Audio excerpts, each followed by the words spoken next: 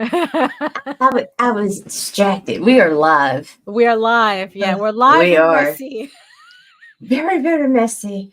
It's typical of a Monday. Yeah, really. Well, it's typical of any vlog day, really. This is true. Yeah. Good morning, everyone. It is Monday, October 28th, 2024, and this is the Raging to the Vlogs. Yeah. It's going to be it's going to be one of those days.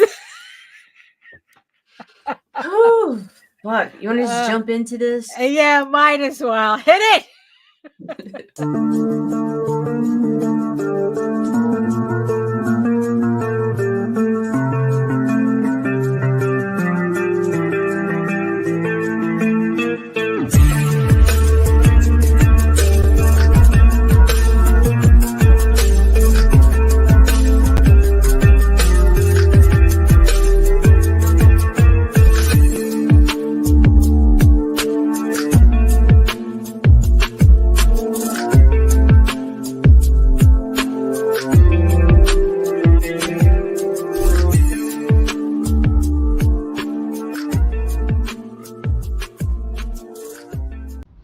Trigger warning, fuck you. Yeah, trigger warning. Fuck me this morning. Really, I know. The both of us today. Good morning. Oh, good morning. Good morning. And who's awake with us this morning? Rob, Joseph. Good morning. Hello. Good morning. Good morning, Rob. Good morning, Joseph. Oh my goodness. Yeah, today is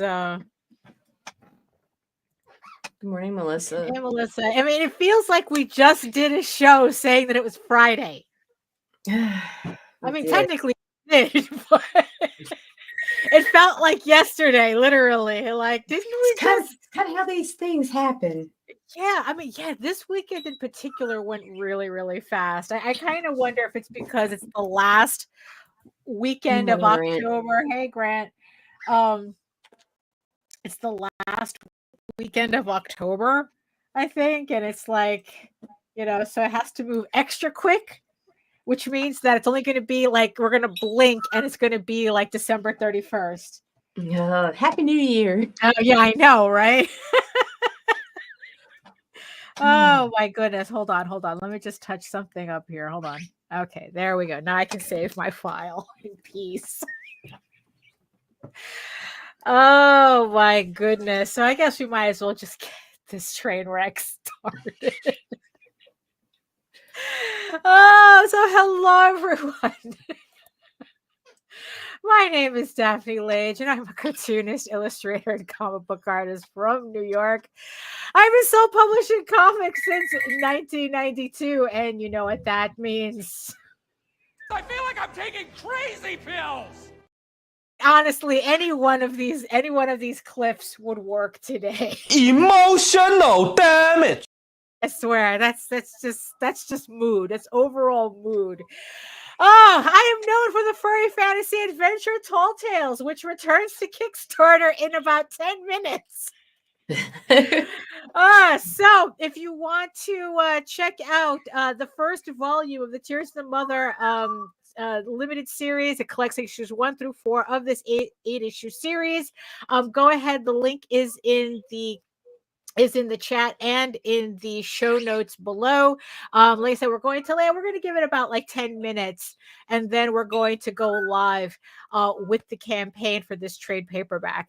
And I am also known for my medieval fantasy drama, Eagle Raven, Heir of the First Unicorn, which also returns to Kickstarter in January 2025 with issue 9 of this 16 issue series. So what else is going on? Hold on. Oh, okay. And in the meantime, you can read both my comics online at egoworks.com, EGOWORKS, and Tall Tales, TAILS online.com. And you can check out all my videos on how I make my comics here on YouTube at my channel at Daphne Lage, LAGE, which also simulcasts through the Indie Comics Network. And to tell you more about it, here's Sleeping Beauty, Nita. Oh, no, not sleeping, just feeling like garbage.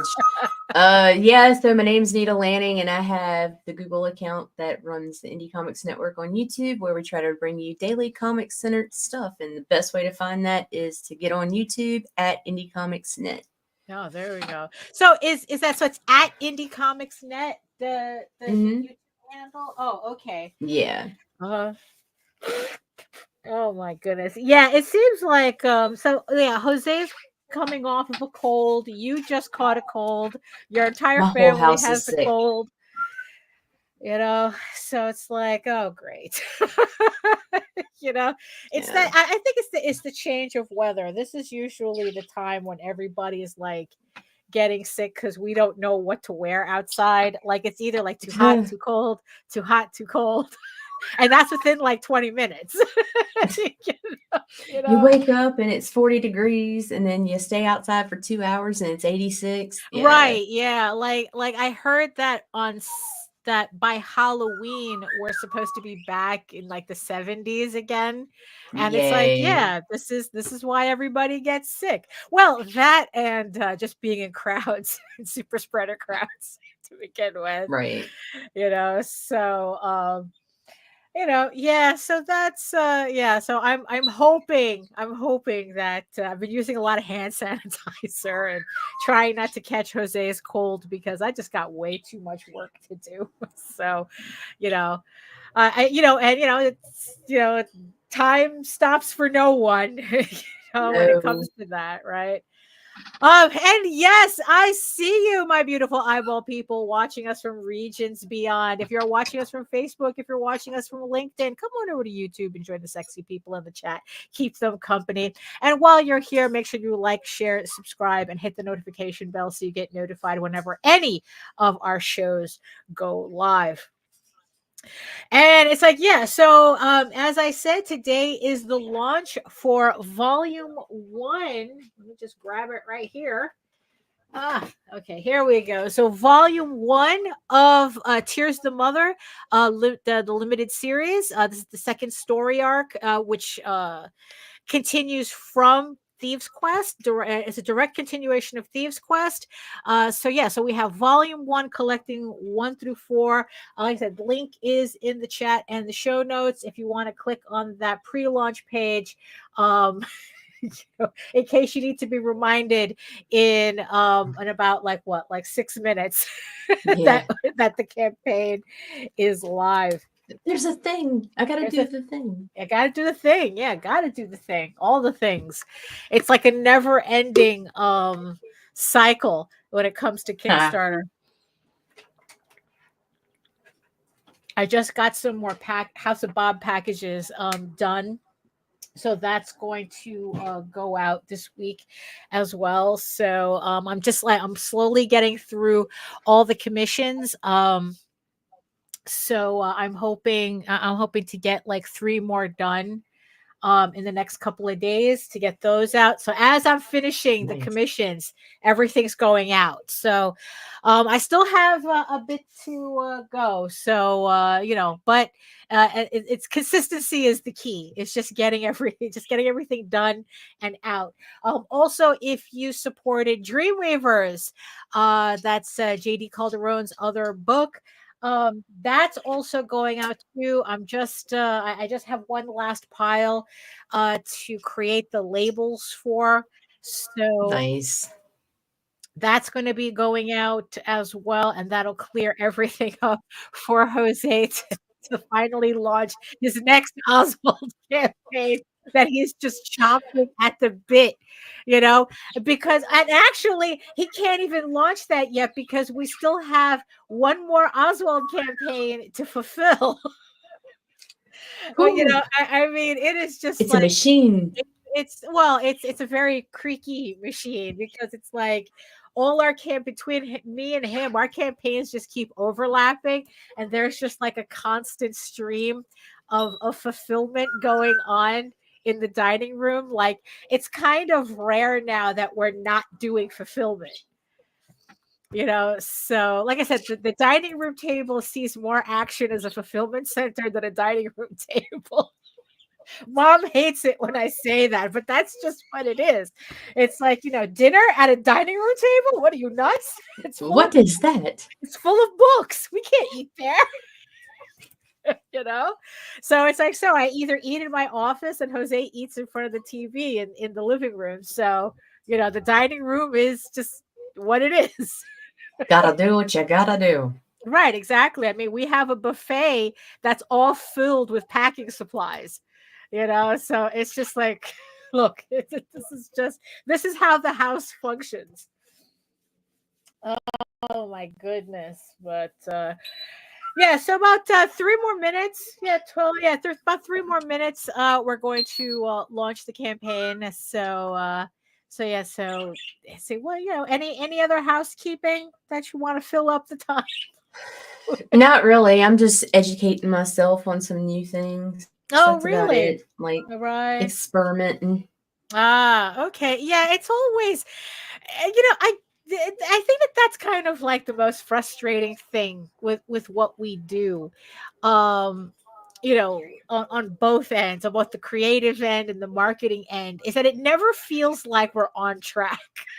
No, never. It Never, always, never. yeah, it's like it always feels like it's like we're always starting from day one because everything is changing so quickly that it's like, oh, well, what if we did this? What if we did that? What if we did the other thing? And it's like, and then it's like once you think you have something figured out, the algorithm changes, and then you have The algorithm changes or something new pops up, and it's like you can't jump on everything because there's just no way to do it all. But there are some things that have come up and that are starting to take off that it's like, let me go check that out. Like one of those is Substack, and this for the ethereal marketing, I've started using it, and it's like just figuring it out and trying to get a feel for the platform and stuff.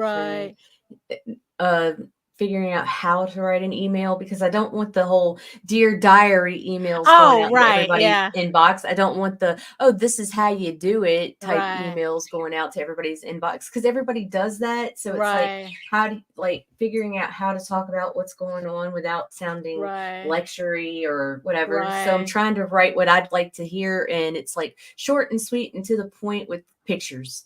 Well, there, right, Give me pictures. Yeah, because I always had a problem with, because the reason why I like Substack, which is funny because I started off like not liking Substack, but I guess it's like once I figured out what I wanted to do with it, then it's like, oh, right, this really works. Because what I like about Substack is that I don't have to do like a promotional email. I don't have to do like a traditional type of marketing email, because I've been using Substack too to post up my no, it's casual and just laid back. Yeah, it's like I use it to post up chapters of my Nim fanfic that I wrote in 2000, and also the novelization of Eagle Raven. So it's like, as I'm kind of done with a chapter, I post it, and that goes out to everybody. And I guess people are reading it. I'm not sure. They are opening the emails. So if I don't have anything I don't know, something to, if I don't have an idea that I can't just dedicate a Substack to, I just send out a chapter. And it's just well, it's like, look, it's still my stuff, it's still, and I have the archives there. So that's what I like about Substack. And my fallback for them in particular will be works in progress and things of that nature. You just don't want it to be like, hey, back this fucking Kickstarter. You want that on there, of course, but you don't want it to just be like, I've gotten a couple where it's like, hey, I have these books out, and it's just like a link, and then that's it. And it's like, oh, thanks. As opposed to supporting my Kickstarter, as opposed to that. So, okay. So as you can see here, Tall Tales, Tears of the Mother, Volume 1, Epic Furry Fantasy, Volume 1. I'm going to hit the button, Nita. I'm going to hit the button. I'm going to push the button. I don't know. I always expect this to kind of glitch up every time I launch project. 3, 2, 1. Launching. Let's see what happens. Let's see. Oh, Refresh. okay. Refresh. There we Ah. go. There we go. So, Tall Tales, Tears of the Mother, Epic Furry Fantasy. This is volume 1. Oh, let me get rid of that. This is volume 1 of the of a 2. This is going to be 2 volumes. This one collects issues 1 through 4 of this 8-issue story arc. So, here we are back with our heroes on a new adventure, collected in trade paperback for the first time. These are the 4 issues that we had recently done a campaign for. So this is going to be a trade paperback, like I showed before. 128 pages. So if you don't know what the interiors look like, here they are. here's some of the samples. It is a black and white comic, although it's really tempting it's really tempting for me to color this though eventually. So let me just actually let me see how is it looking on the screen here. Is it looking all crazy on the screen? Okay, good. Okay, so it's just looking like that. Okay, because I have everything, it's a mess on my screen here. So where were we? Yes, we were back joining our heroes. The quest has ended, but it is far from over. The plague-infested Garrison Hatch is under siege, and the only hope to give the people the strength to fight off their Calazarian invaders is retrieving the Tears of Talus, enchanted water with the powers to heal. Ravenwood, Pandora, Clea, Gabriel, and Pete, and their new compatriots, Foxfard and Greymouse, head to Asbeth, an underground city at the edge of a monster-infested labyrinth that doesn't take kindly to adventurers poking around the dark magic that lies there. If you have no idea what I'm talking about, if you've never heard of Tall Tales, I actually have a free version, a free issue for you to download on the campaign. So you can you can download issue 18 just to get a nice little sample of what Tall Tales is about before pledging to the campaign. But of course, I'm not going to leave everybody hanging here. We have a start from the beginning level where you can pick up the first trade paperback in both either a PDF or the hard copy, and then you can pick and choose from the add-ons as to how you want to put together your rewards. Or you could just make it easy and just start from the volume, the first volume of Tears of the Mother, which is available on the campaign, again, as PDF and hard copies. But if you buy the hard copy, you also get a PDF of it as well. So, what did I do here? Oh, yeah, I accidentally switched my images here. That's, of course, I had to screw that up. Oh, well.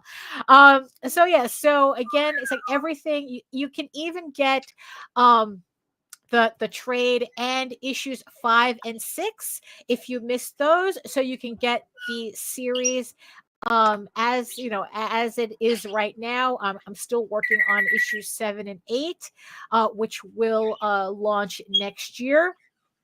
And again, you can get either the individual issues if you're into that. If you're into collecting floppies, the individual issues are available on the campaign as well. Also, if you missed all the Tall Tales campaigns, every book is available, from the full color one shot to the Peacekeeper special, and then like all the original Thieves Quest series that started it all, plus of course the trade that this is for. So you can pick up everything on the campaign. And of course the infamous monkeys are back as well. This is the Silvermane vinyl toy that comes in 6 flavors that you can choose from, the 4 standard colorways and 2 glow-in-the-dark editions that you can pick up. Let's see, where is I? Can I reach him from here? Yes, I can. So here we go. So here is here is what the toy looks like. He's vinyl. He can kind of move, kind of. Sometimes, yeah. You Sometimes, can move some. yeah. He can move some. The articulation is not deliberate, but it works. so, Yeah. so yes. So as you can, I don't know if you can kind of get a sense as Good to morning, how Allison. tall. Hey, Allison, how tall he is, but he is also available on the campaign. And of course, we have everything available as add-ons, including trading cards and blank sketch covers, so you guys can make your own variant cover for the campaigns. I don't have that many left of the sketch covers. Um, and and if you missed out on the sister campaign, a Eagle Raven is also available on this campaign as well. So you can pick up both Tall Tales and the Eagle Raven trade paperbacks just to complete your entire collection. If you're not familiar with Kickstarter, I also have a walkthrough on how to pledge. You'd be surprised at how many people actually don't know, like how Kickstarter works. It is not a Kickstarter is not a store. What it is that you're pledging to support the book, to support the production of the book, and if the campaign funds, you will receive the book, in this case by what did I set it for? I think February, right? Yeah, for February 2025. But as you can see, I do have, it's already proofed. So once the campaign is over, I'm hoping to have the books back in hand within like 3 weeks of the campaign ending. So I'm hoping to have everyone have their books a little earlier than February. So that's just what it is. It's like, it's not a storefront where you could just buy it and you get the book a week later. It takes about 2 to 3 weeks. Well, at least for me and my campaigns, it takes about 2 to 3 weeks after campaign closes before the books start shipping out.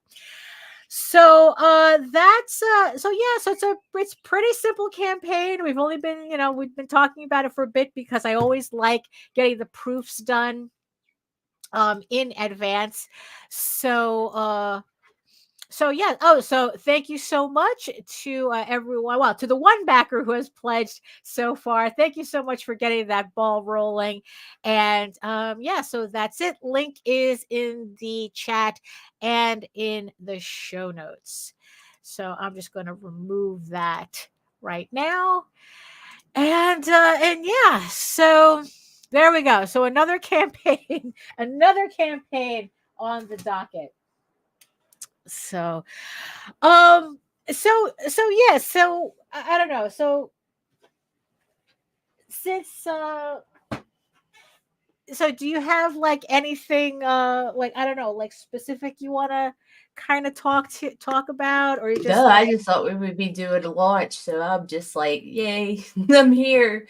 Oh man, you're congested too, so maybe it's best if I just keep talking then. My head is all stoppy. Yeah, no, it's like, so because before so I'm watching, because it's like I'm a glutton for punishment. I really do enjoy watching Artist Alley videos, right?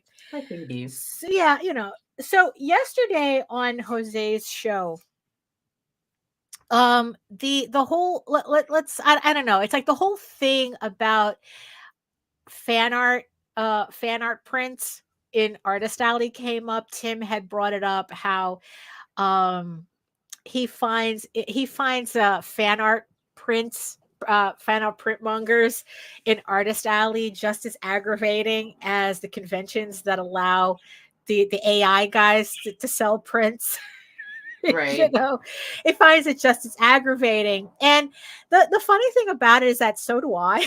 I find the fan art print mongers very aggravating, for Artist Alley. I mean, technically they are not the AI guys. The AI guys suck. But the people who like just come in to Artist Alley to sell fan art prints, like at least it's their artwork.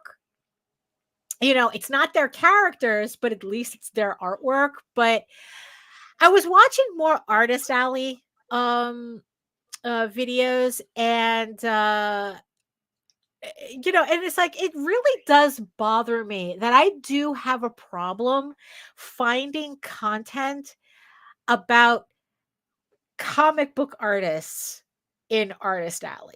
Like I don't honestly, I think Sam Vera is the only one who does that type of content as a comic book artist in Artist Alley. you know, um, it's definitely an underserved niche, that's for sure. But the thing is, though, is that I don't know. It's just kind of like frustrating, especially now that I'm looking into going back to conventions, that it's like feeling like I just have this overall feeling of feeling less and less able to fit in the more I look at artist alleys. Like it's like there isn't, like I said, there isn't really comic book people anymore. I mean, not even at comic book No. conventions. I mean, it's like, because it's like the amount of artist alleys that I've seen at comic conventions where there are no comics. Like Not I'm a just, single one. Just yeah, prints and pinups and stickers and right. stationery, Yeah, it's like shot glasses. shot glasses. I just find that like more and more frustrating. And because it's like how it's like because that irritates me the most. Comic book conventions that call themselves comic book conventions, but they don't have comic book people there.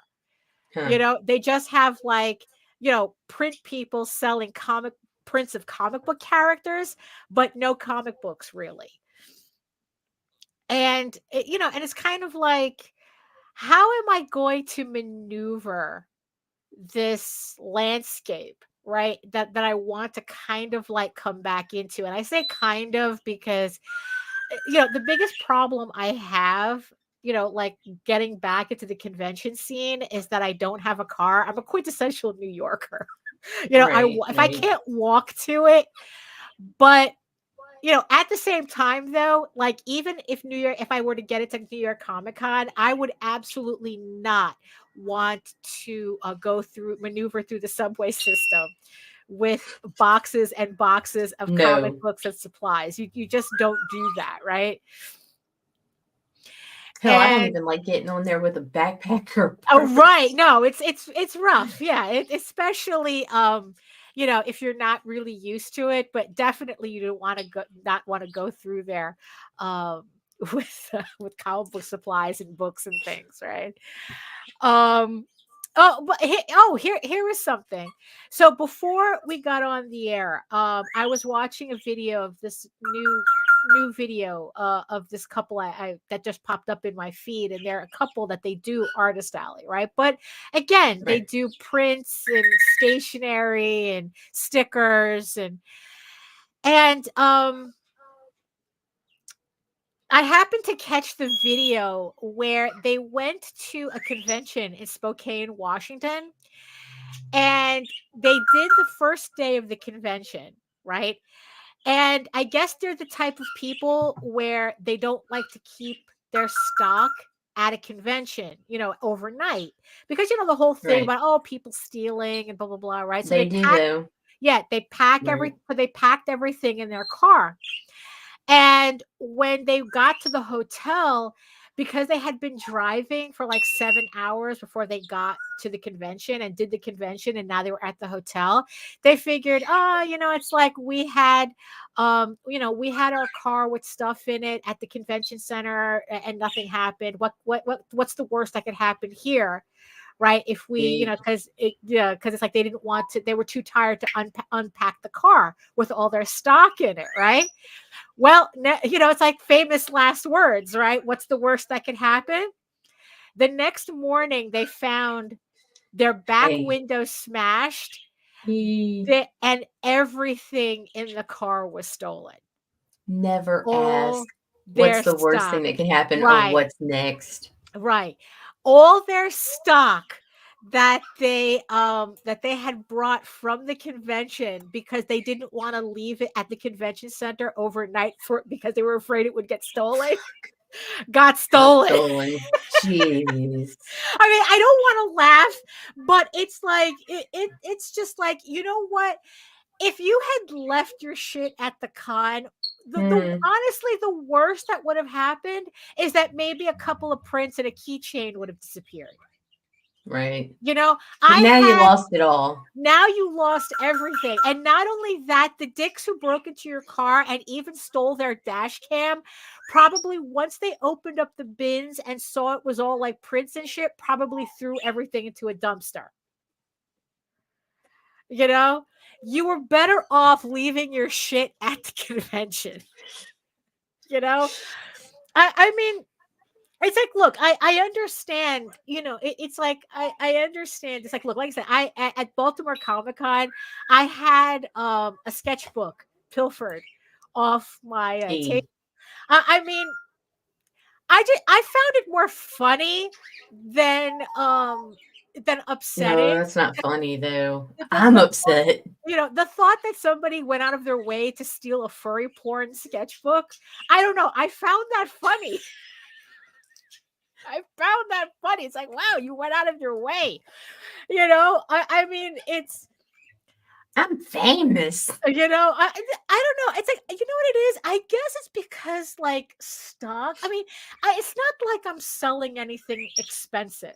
You know, it's not like, you know, I'm selling like, you know, like limited edition books or like key issues that are worth hundreds of dollars. I mean, it's like that. I understand when you see those dealers, you know, like take down stuff at the end of the night and they keep it with them. Trust me, they don't keep them in their car either.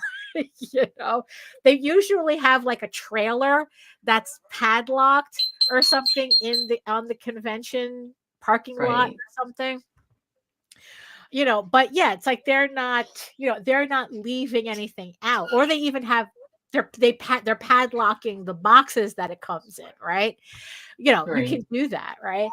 And you know, so I'm just like selling paper goods essentially. It's like, what, I'm gonna get mad that somebody stole a sketchbook that cost me like $2 to make, you know? Yeah, but still, no, but your time too. You know, but I mean, it's like, look, I'm not encouraging anybody to steal, to steal from my table. You know, it's like, I mean, I just think that, I mean, it's like, I don't think I would have been mad if someone pilfered a trade. You know, it's like, oh, I hope they're reading it. You know, it's like, you know, because it's like, you know, because in the end, stock is easy to replace. Right. You know, I mean, it's like, it's paper. It's like, really, were you that concerned about paper prints that you had to put everything back in your car and now your car got broken into?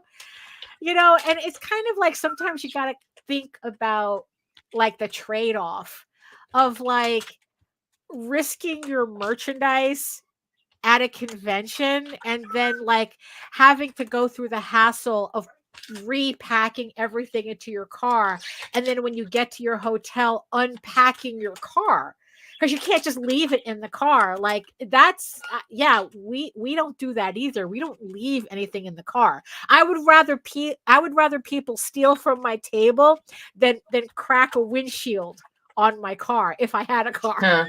But you know, it's like that's the trade-off, you know.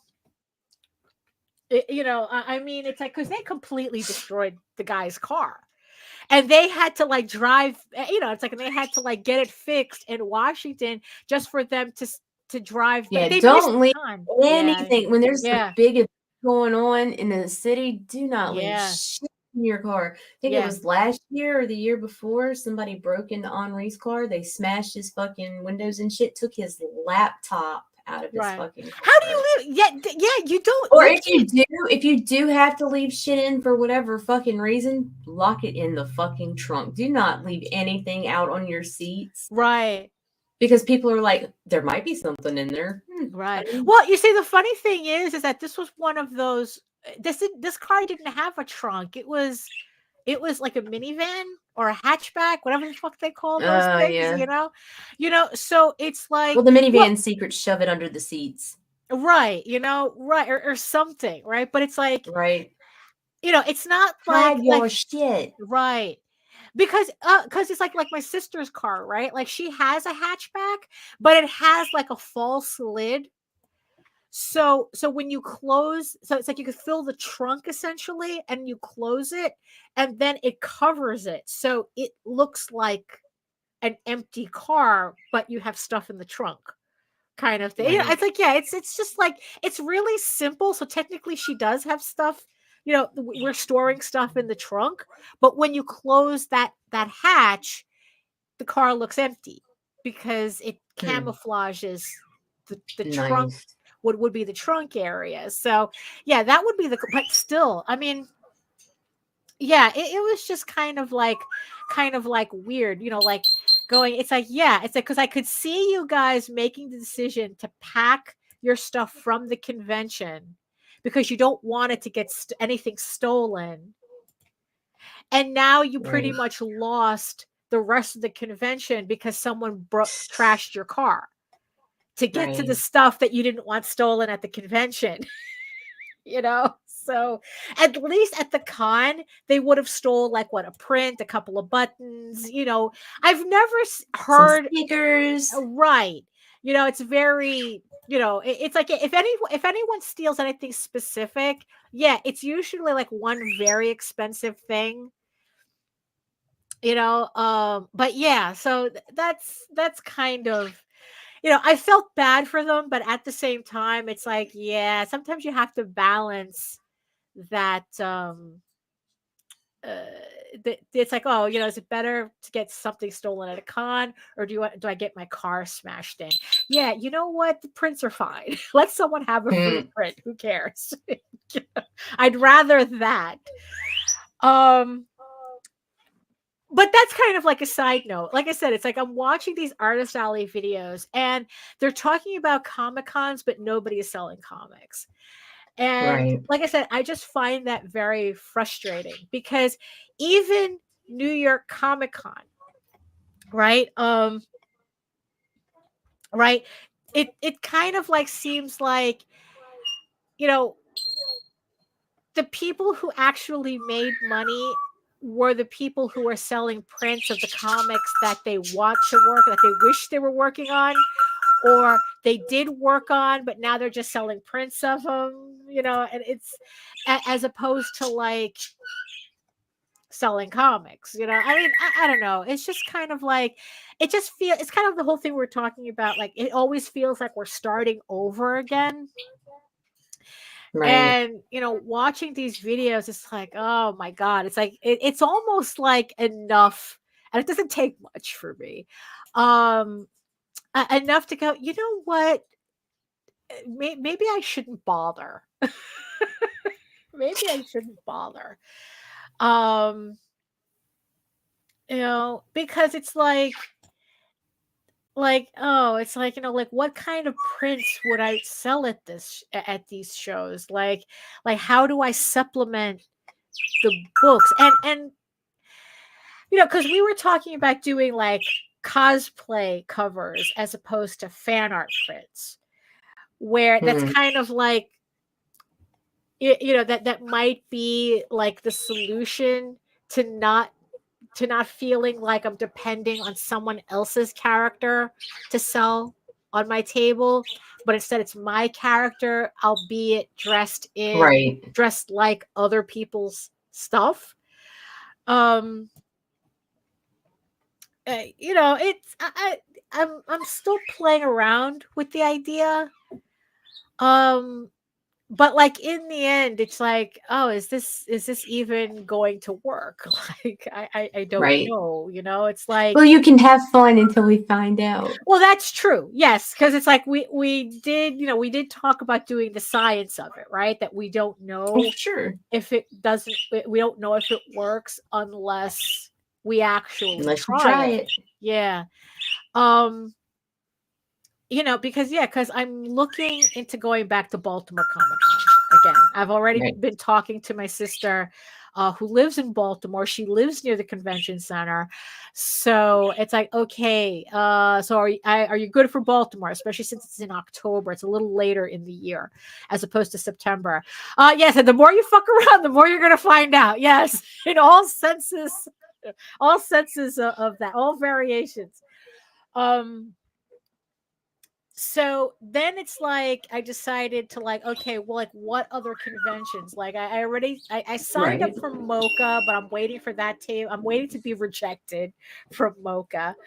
Like I said, it used to start off as a small press, like an indie small press convention, and it just morphed into a stationary convention. Now Right. they call it a graphic design convention as opposed to a comic book convention.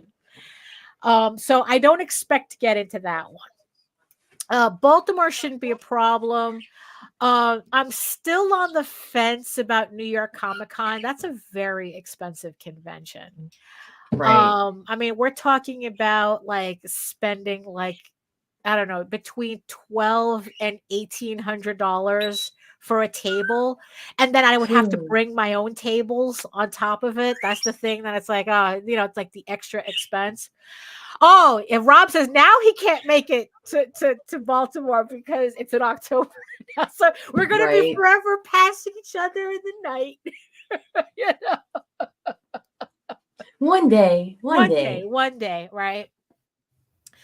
And then it's like from Baltimore, Washington, DC, seems to be like a good hub for conventions as well. Well, except for book conventions and and anime conventions. There's like a shit ton of them in well, for me, a shit ton meaning like 3. There's like a lot. Yeah, there's like several book conventions and several anime conventions in the Washington area. And my sister said that, oh, that's like a commute. Like we could it takes about 45 minutes to get there, but if you go by train it's like 20 minutes. You know, you take I guess Oh. like an Amtrak. And she says that it's like, yeah, it's not even that expensive. So um like the first day of the convention, we could drive out there to get all the stuff there and then Right. not have to worry about the car until like the last day again. So, you know, we just go Well, back and that's forth. cool. Yeah, from Washington to Baltimore. So but again, the problem with anime conventions is that their artist alleys are usually lottery. And I think like even if you're small press or you want an exhibitor's table, like that's all lottery as well. So I don't, yeah, so I would have to sign up for the lottery to even like see if I could get, you know, a table at those shows. There is an anime show in New York City, also at the Javits, and literally Anime NYC. I want to see if I can get into that one because at least that's over here. You know, but yeah, but you see, the thing is, though, it's like what really like for every one of these conventions, it's like I just feel so out of place now. You know, I mean, it's like even like okay, at least Baltimore is a comic book convention. You know, at least it's Right. you know it's you know, but even then, it's like the Artist Alley I think had more tchotchke sellers and print sellers than comic book people. Although I was in like the back end, there's technically 2 Artist Alleys. So I was only able to kind of like pay attention to where I was, and it was just like mostly print people too. Um you know, and then and then with anime conventions, I'm definitely going to stand out, which might be a good thing or a bad thing. It could go either way. Since most folks don't bring manga or manga related stuff, it's easier to get in if you are selling manga. Well, yeah, I mean, I'm hoping that I'll be different enough at an anime convention that they'll let me in. Right. So Yeah, because nobody. I mean, it's like Jesus Christ. It's like at anime shows, I don't see anybody selling like an independent manga, like anybody doing like their own comic at an anime show. So yeah, so I'm hoping that that would give me kind of like an advantage. It's like, yeah, I do a comic, I can print it manga sized. I can Right. experiment with my theory, with my format theory.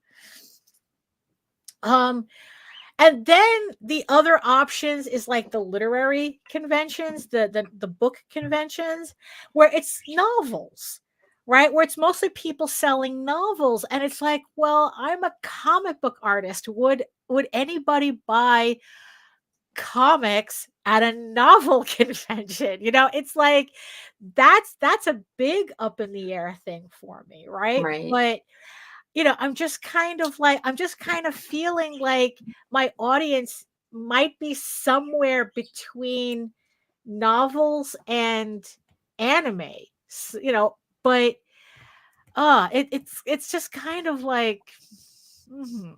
Hmm. You know, uh, you know, uh, it's kind of like, do furry stuff. Yeah, well, you do furry stuff. So at an anime convention, that's more than close enough. Oh yeah.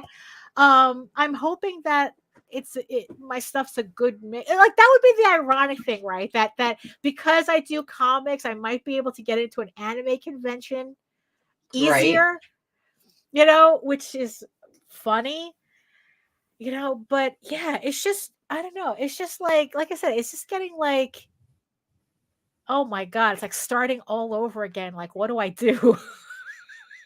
you know? And I really do think that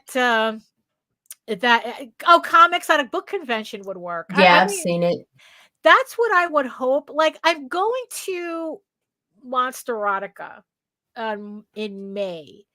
Mostly to check it out. I tried getting a vendor's table, but they didn't know what to do with me, so they didn't accept me for a vendor's table, but I was able to get a ticket.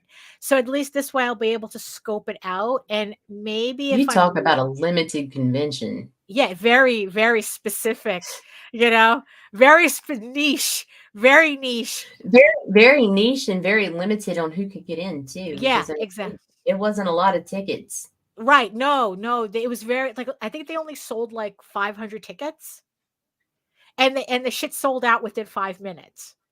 And I was able to snag one that came back up for sale on their website. Um, so I don't know. Maybe if the convention's small enough, maybe I could like show the promoters what I do, and it's like, hey, it's like, do you think that this kind of thing would work here?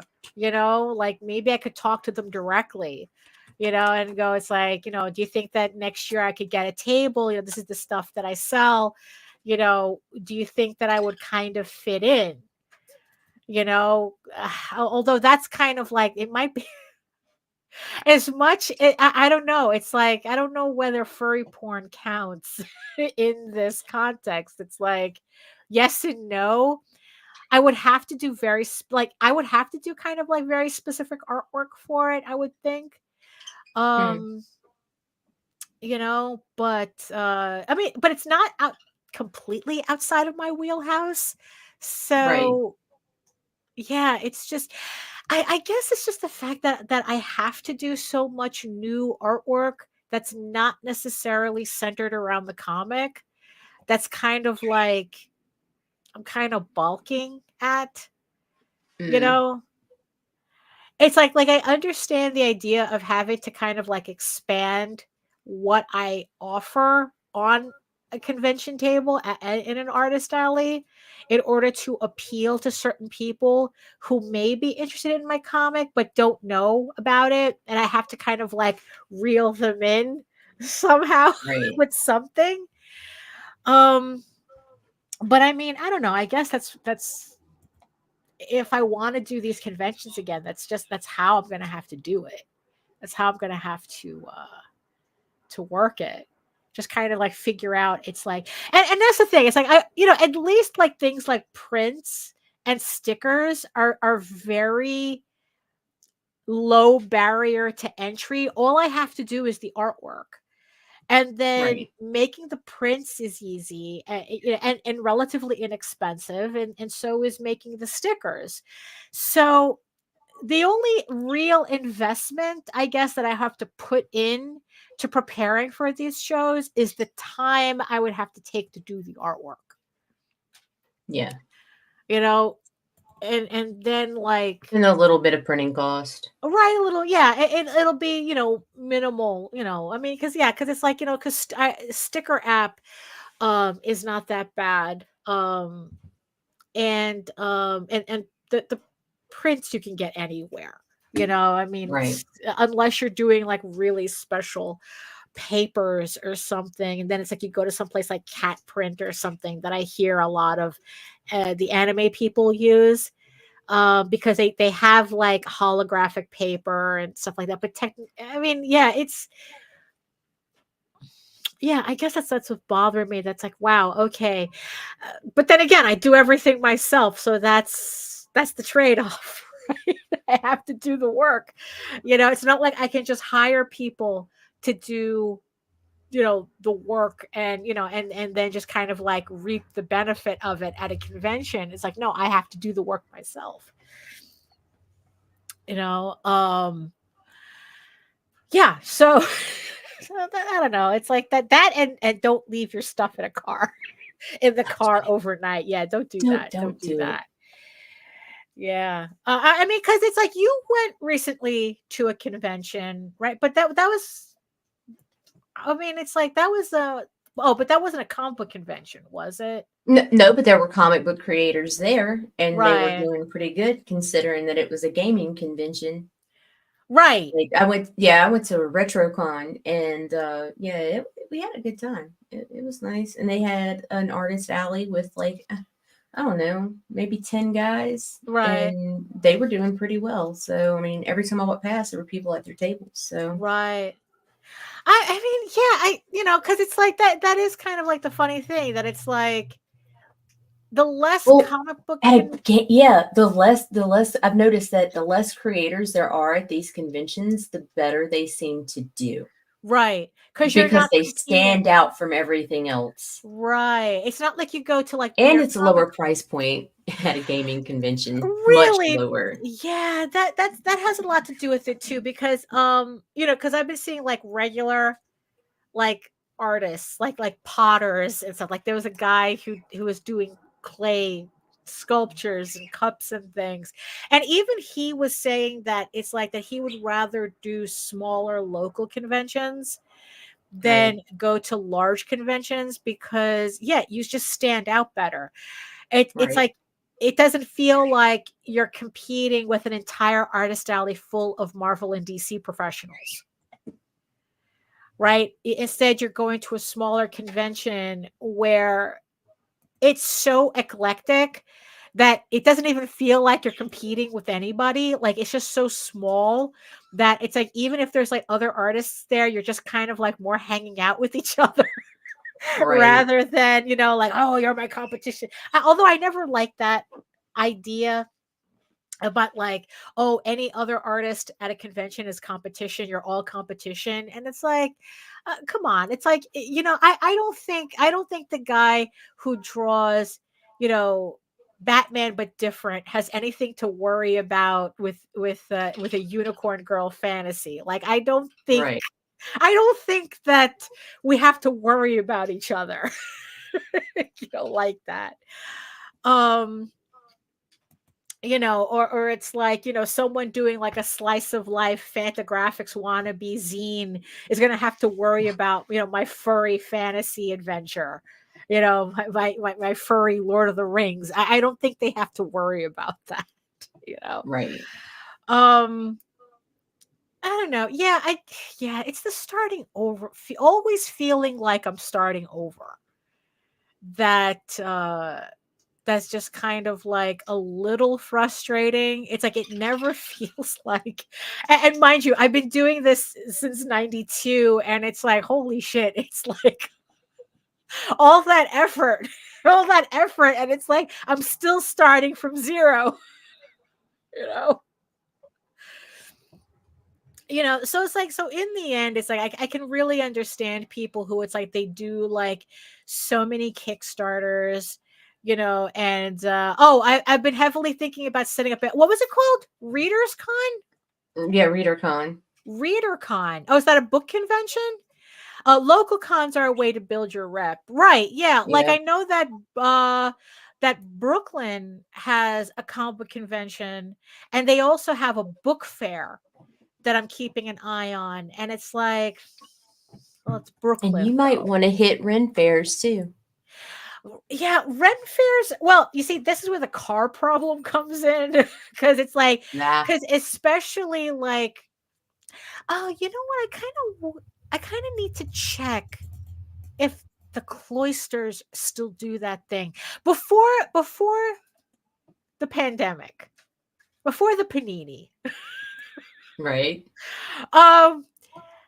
The Cloisters, which is part of the Metropolitan Museum of Art, it's up in the Bronx. Is it? No. It's almost it's Upper Manhattan before the Bronx, and that's where the unicorn tapestries are.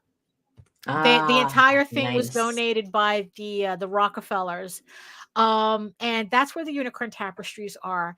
And for several years, I kind of remember them doing kind of like a little fair, like a one-day fair. And I remember that there were like several people that we would go to comic conventions with, that they would be there too, that they would be vending there. And it never stuck into my head. It's like, oh, we should do, you know what? It did stuck in my head. It's just that every time, since it's only one day, and it always fell like either on a day that we couldn't do it.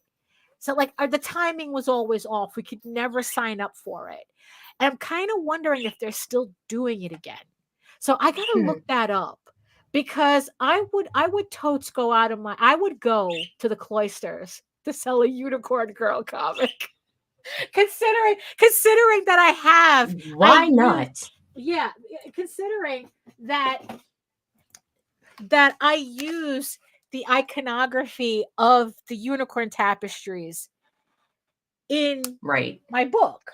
It's like, it's part of the visual language of Eagle Raven. So I gotta look that up if they still do that. I hope they do. I hope they do, because it's like they usually, I probably missed it for this year, because usually they would hold it in October, and would be outside, so it's like, so you're walking up the path to the cloister, to the little abbey thing. It's not a castle. It's a medieval abbey that got moved from like stone by stone, I think from like Germany. Oh wow. And Rockefeller had the entire abbey moved stone by stone to New York. I wish I could say it was my idea, but I observed Mike Right. Jimmy, who does Hung on Animation in the Yeah, comic yeah. Life on Korra, doing that, and they did amazingly well, considering. I think he sold out. And it was Yeah. like, this is a good idea, Yeah. especially if you're putting out fantasy. Right, exactly. Because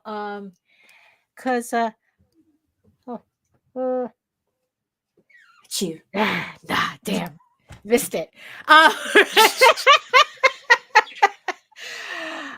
Yeah, so the only other Renaissance fair that I know about is Sterling Forest, and that's like up there. You need to have a car.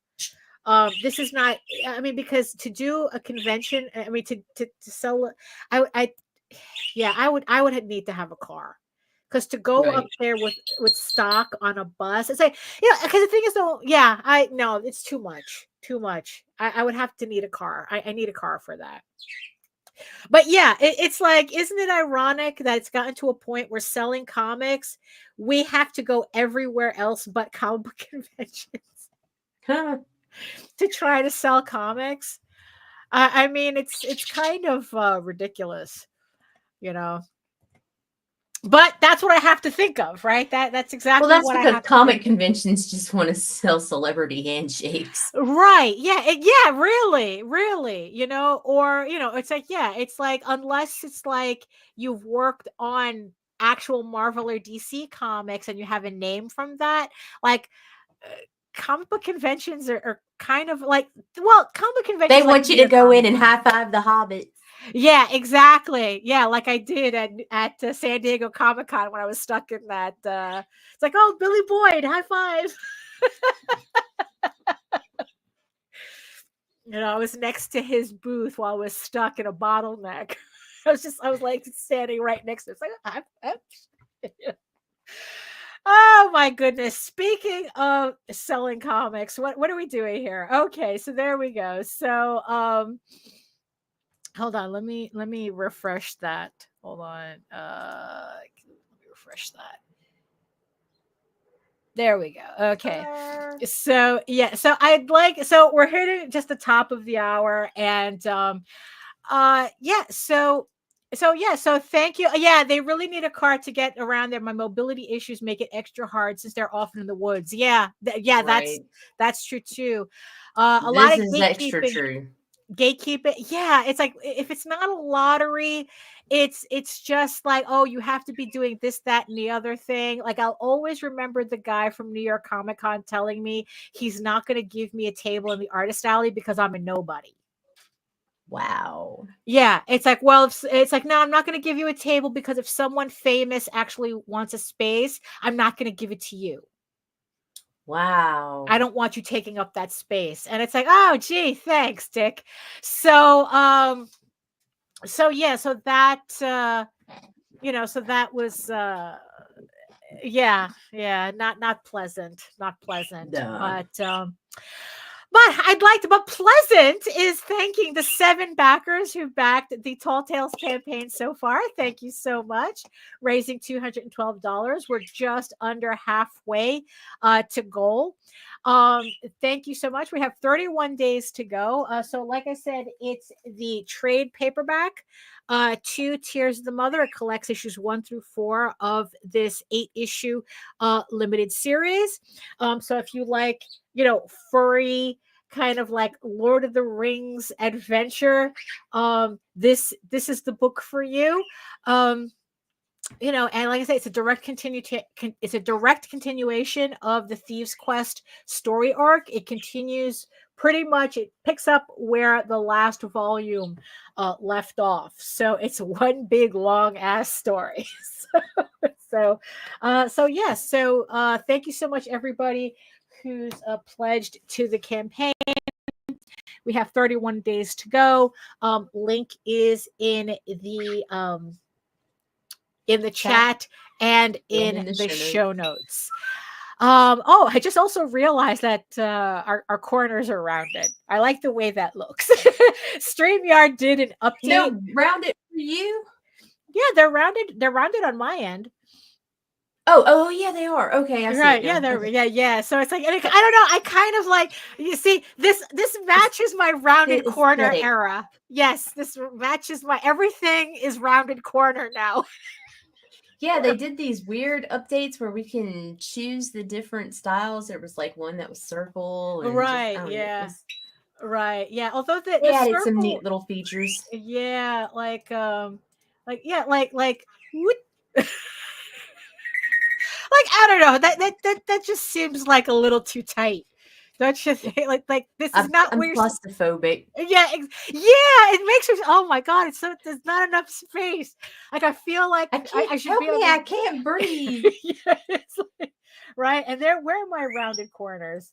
I lost my rounded corners. I'm trying to show this off, and I lost. Oh, you know what? And it's like I lost all.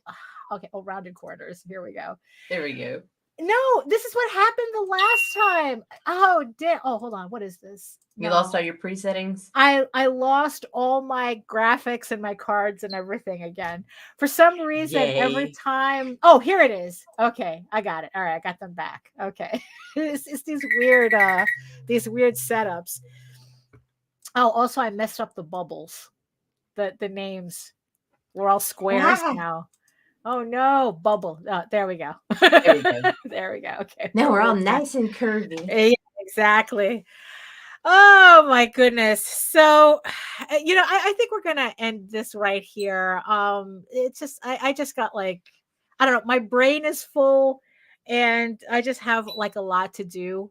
And Same. yeah, and I have a I lot to want do to and not a sleep. lot to talk about.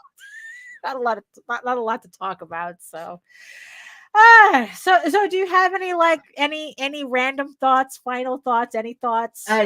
I just want to go take medicine and lay Oh, down. there you go. Yes. So yeah, take some NyQuil and then spend the rest of the day sleeping it off. That sounds like a plan. Oh my goodness. And yeah, I'm kind of like I don't have anything else it's like moral of the story, don't just leave everything at the convention unless it's something really expensive. Make sure you take it into the hotel room with you. Don't leave it in your car, Don't or leave else shit in your don't car. leave shit in your car.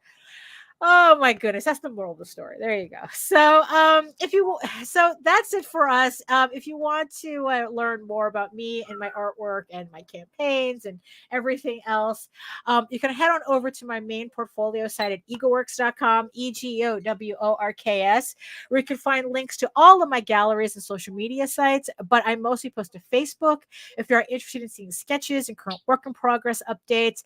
And remember that you can also catch me on YouTube for videos, an archive of 600 plus videos and live streams and draw streams. And speaking of draw streams, you can join me on my semi-weekly art live streams on Wednesdays, 4 p.m. Eastern.